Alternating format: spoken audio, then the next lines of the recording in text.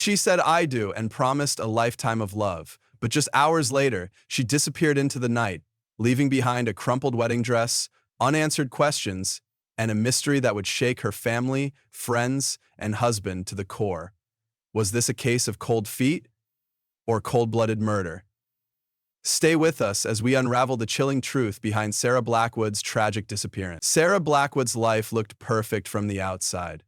At 26, she had a thriving career in tech, a tight-knit group of friends, and was finally marrying her high school sweetheart, Ethan Clark. Their wedding at Seattle's luxurious Rosewood Grand Hotel was the kind of event you'd see in a magazine.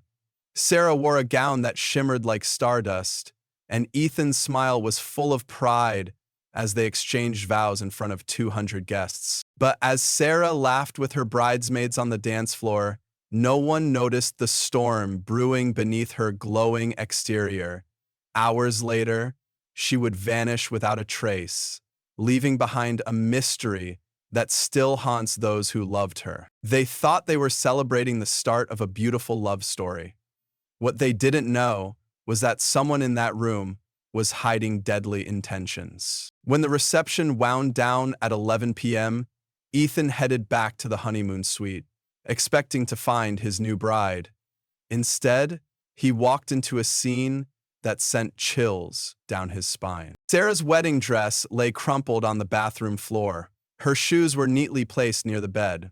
Her phone, purse, and jewelry were gone, but Sarah was nowhere to be found. Ethan checked the suite, the hotel lobby, and even the parking lot, but there was no sign of her.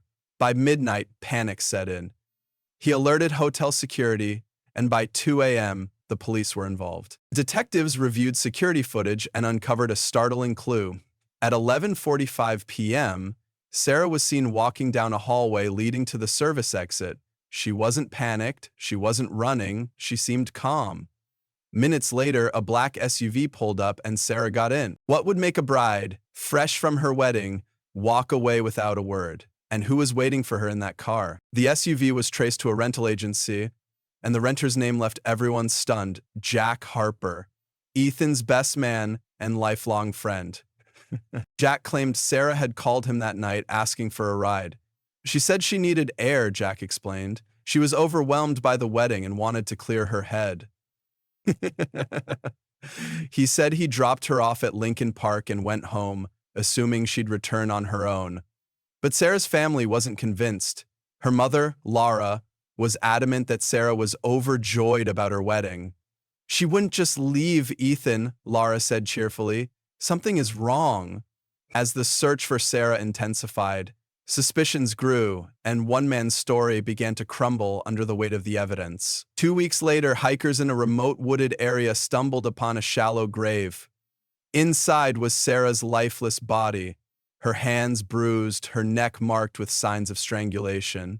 The autopsy revealed she'd been killed within hours of her disappearance. The fairy tale had ended in the most horrifying way imaginable. Detectives turned their attention back to Jack Harper. His calm demeanor began to crack under scrutiny. Phone records revealed he had called Sarah over a dozen times in the weeks leading up to the wedding, despite claiming they weren't particularly close.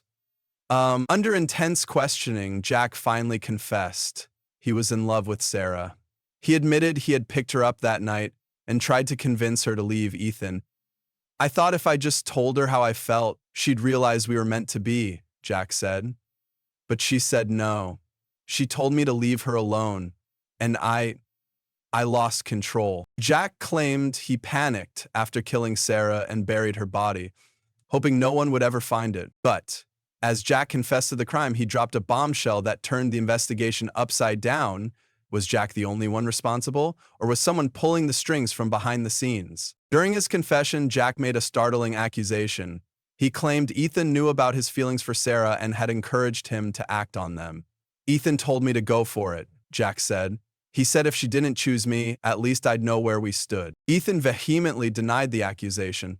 "Jack is lying," he told detectives. "I would never do that to Sarah. I loved her." But Ethan's past raised questions.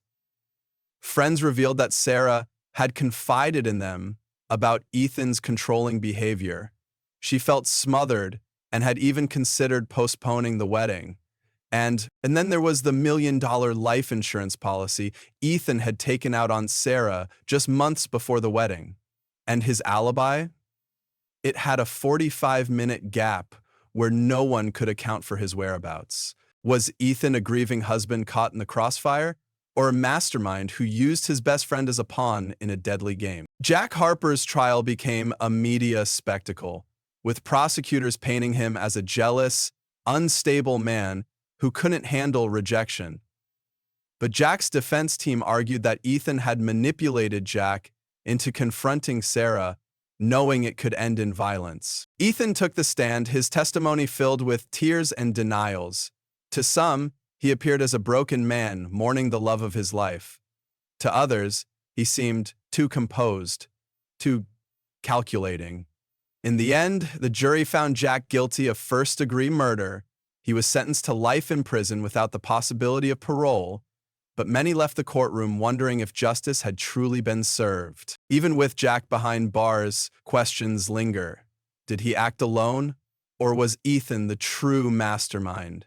And what really happened in the hours leading up to Sarah's death? Sarah's family struggles to move forward, haunted by the mystery of her final moments. We may never know the full truth, her mother said, but we'll never stop searching for answers. Was this a crime of passion, a calculated betrayal, or something even darker?